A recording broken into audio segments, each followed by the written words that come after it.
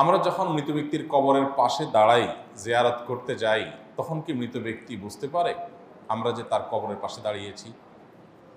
আমরা যখন কোনো মৃত ব্যক্তির কবরের পাশে দাঁড়াই, জিয়ারত করতে যাই, সালাম পেশ করি, তখন তারা সেটা টের পান। তাদের ধ্বংসাবশেষ মাটির সাথে মিশে গেলেও আল্লাহ রাব্বুল আলামিন বারজাখী জীবনে, এটাকে বারজাখী জীবন বলে, মৃত্যু থেকে নিয়ে কিয়ামতের আগ পর্যন্ত যে জীবনটা আছে, এখানে মানুষের শরীর মাটির সাথে মিশে যাক, পানিতে গলে যাক, যেখানে যে অবস্থা থাকুক, সেখানে এক প্রকারের রূহ আল্লাহ তাআলা শুধুমাত্র বিশেষ কিছু জিনিস যেগুলো আল্লাহ তাআলা অনুভব করাতে চান, সেগুলো অনুভব করার ক্ষমতা আল্লাহ তাদেরকে দেন। এর ভিতরে একটা হলো এটা যে কোনো ব্যক্তি তার কবর জিয়ারত করতে গেলে, কে আসলো জিয়ারত করতে, সেটা তিনি টের পান।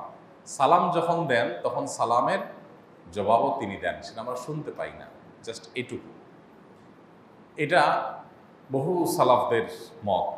ইমাম ইবনে আব্দুল বার রাহিমাহুল্লাহ, বরাতে ইবনুল কাইয়িম রাহিমাহুল্লাহ, অনেক ইমামগণ এ বিষয়ে অনেকগুলো হাদিস উল্লেখ করেছেন। যদিও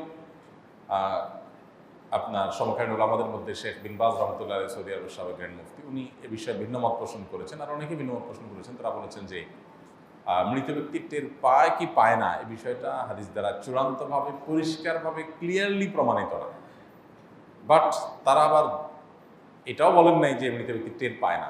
তো উভয় মতকে সামনে রেখে আমরা বেশিরভাগ সালাফ বা পূর্বসূরি ওলামাদের এই ক্ষেত্রে যে মতামত পাই, সেটা হলো যে তাদের মতামত হলো হাদিসের আলোকে যে মৃত ব্যক্তি তার পরিচিত অপরিচিত যে কোনো ব্যক্তি কবর জিয়ারত করলে তাকে যখন সালাম পেশ করে, তখন রব্বুল আলামিন তাকে এই সালামটা জবাব দেওয়ার জন্য যে রূহের প্রয়োজন, যতটুকু অনুভূতির প্রয়োজন, সেই মাটি ধ্বংসাবশেষ যেখানে যে অবস্থা আছে অতটুকু আল্লাহ তাআলা ফেরত দেন এবং তিনি রিপ্লাই করেন, সেটা আমরা শুনতে পাই না, জাস্ট এইটুকু। তবে মৃত ব্যক্তি আমাদের সালামের জবাব দিচ্ছেন, তিনি আমাদেরকে জানুক বা না জানুক, আমরা গেলাম কি গেলাম না সেটা টের পেলেন কি পেলেন না, এর চাইতে বড় বিষয় হলো আমাদের জন্য কবর জিয়ারত করা সুন্নাহ। আমরা দূর থেকে তাদের জন্য দোয়া করলে সেটাও তাদের উপকারে আসবে। কাছে যেই দোয়া করতে হবে এটা জরুরি না, কিন্তু কাছে গিয়ে সালাম পেশ করাটা সুন্নাত। আমরা কাছে গিয়ে সালাম পেশ করলে আলাদা সওয়াব হবে।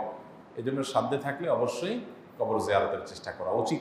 নবী করিম সাল্লাল্লাহু আলাইহি ওয়াসাল্লাম বলেছেন, জুরুল কুবুর ফাইন্নাহা তুযাক্কিরুকুমুল আখিরাহ, তোমরা কবর জিয়ারত করো, কারণ কবর জিয়ারত তোমাদেরকে আখিরাতের কথা স্মরণ করিয়ে দেয়।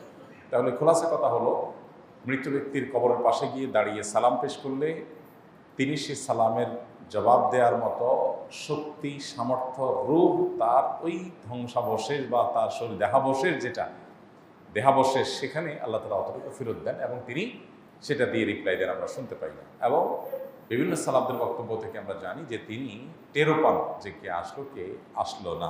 আল্লাহু আ'লাম বিস-সাওয়াব।